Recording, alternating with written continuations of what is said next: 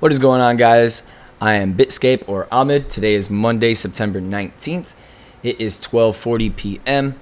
and right now the stock market is open. We are trading New York time zone at the moment, and everything is looking to plan, in my opinion. Bitcoin has come down into its last low, into its last liquidity zone. Most people expected it to hold above the last low.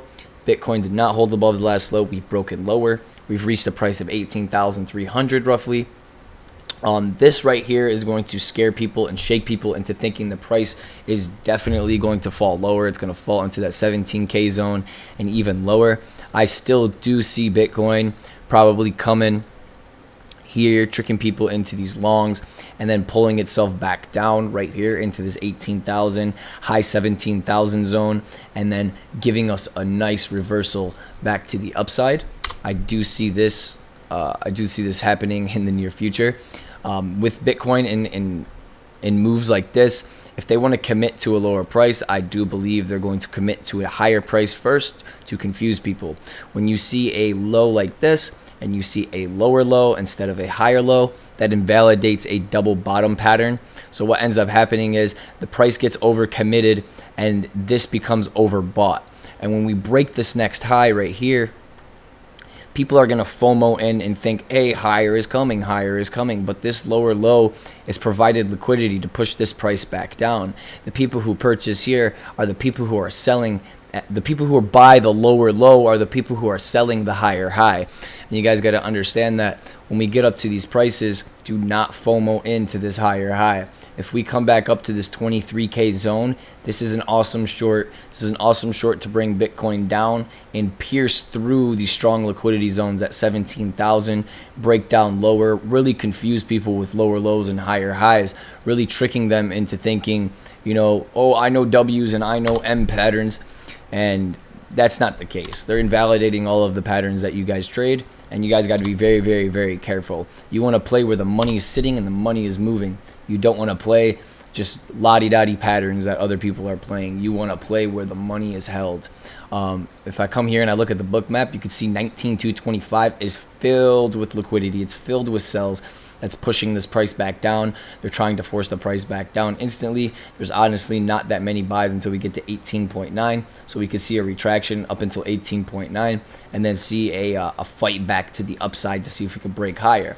If not, I do see Bitcoin coming down to that 18K high 17K zone first before it commits and wants to come back up to this wedge again at the $23,000 zone, committing to a new high. If we go ahead and we look at the channel that Bitcoin has been in for the last 2 months, this big uprising wedge, we can see that it broke, came back down to this red liquidity zone, this last two bottoms, and picked up price, came all the way back up, retested the wedge, and killed itself back down to where we are now. So price action really tells us, hey, we've retested the wedge, we've picked up our liquidity, and we're on our way back down.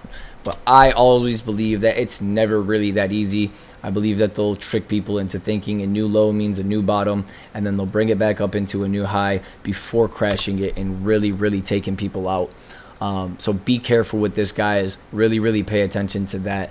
And yeah, just follow how money moves. Follow the way the market makers are moving the price. Be very, very, very careful. Do not long high. Do not short low. Long low, short high. Do the complete opposite.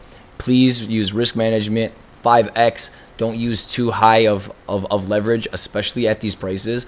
The lower the price is on an asset, the faster the percentage moves, especially on crypto. Crypto is volatile. So Bitcoin moving at 20K is much more volatile and fast than Bitcoin moving at 40K. So please keep that in mind. Ethereum, look how much room it has to come down here. Ethereum has so much room. I wouldn't touch Ethereum until it's around $1,000, $1,100. I would not even seek any buys, any longs, anything in this. This looks like a big trap. You're sitting in the middle of the range and it has so much more room to come down. We don't know if Ethereum is going to help push Bitcoin down or if Ethereum is going to help push Bitcoin up. We don't know if Bitcoin's going to swing up and Ethereum's going to swing up with it, and we're going to be able to take this short on Ethereum and bring it down into this liquidity zone. We don't necessarily know. 100%, but be careful. This is a key factor. Another thing right here is going to be the monthly, weekly, and daily zones here on Bitcoin. As you can see, the monthly zone is up here at 19.9, the weekly is at 19.3, and the daily is at 18.7. So today at 8 o'clock p.m., which is going to be 7 hours from now, we're going to want this daily candle to land above 18.7, 18.8 essentially. You want 18.8 to hold as a daily level at the end of the daily close today on Monday. If not, then Bitcoin is going to see a confirmation to the downside and probably push price much lower. So be careful, be aware of this. One more thing I want to show you guys is the DXY, the US dollar chart here, and I want to show you how price movement has been affecting the US dollar to Bitcoin to oil to gold. US dollar here broke its wedge, came flying down. When it did this, it sent Bitcoin flying up. This is when Bitcoin went from 18.6K all the way to 22.8K. And then once we've reached the liquidity zone of the US dollar, we completely pumped up, which crashed Bitcoin from 22.8K down to where we see the price now at 18.3K, bringing it back up to, 19K. So right now the dollar is struggling. It's trying to break this last top, this blue zone, which is the last top. It's struggling. Each time it rejects, it pushes down a lower liquidity price, which you see the orange zone and then the red zone. We're looking for it. If it does come back up to reject at the red zone, if not, it's gaining dominance, it's gaining strength, it wants to push through. So keep your eye on the US dollar as well. If the US dollar starts moving up, Bitcoin is going to start moving down. If the US dollar starts crashing, Bitcoin is going to start moving up. And that's a wonderful indicator. It's a wonderful help to you guys. Also check, the stock market, the NASDAQ, see how that's moving. Bitcoin likes to follow the NASDAQ. NASDAQ goes up, Bitcoin goes up. So be very careful with that. Gold, very, very similar. Gold has broken very, very key levels. Gold under 1,700 is no good. Gold under 1,700 points to $1,400, $1,500. That's a very, very big smack on an asset like gold. It is probably the biggest safe reserve asset on the planet. So be very, very careful, guys. We're in an area that is very bloody, but we're also in an area that is very, very good for market makers to push people out of their positions, make people sell at a low price so they can accumulate at these low prices. Because a market maker can't buy billions of dollars worth of assets if there isn't billions of dollars worth of assets being sold to them. So they have to force retail traders like me and like you to sell our assets at low prices, scare us out of the market at low prices so they can accumulate, bring it back up, force us into buys at higher prices to sell into us. Because if they want to sell at higher prices, we need to be committed to buy at these higher prices. So be very, very careful. It's a mind game. Do not play their mind game. Play the complete opposite of your emotions. Usually when you feel like longing and it's at a top, short it. Usually when you feel like shorting and it's at a bottom, long it. So just be very, very careful, guys. Like I said, it's Monday, September 19th. It is almost 1 p.m. We got 7 hours until that daily close. Be careful to keep an eye on it. You want it above 18.8K. If we break under that and we hold under that at the daily close, then Bitcoin is in for some trouble.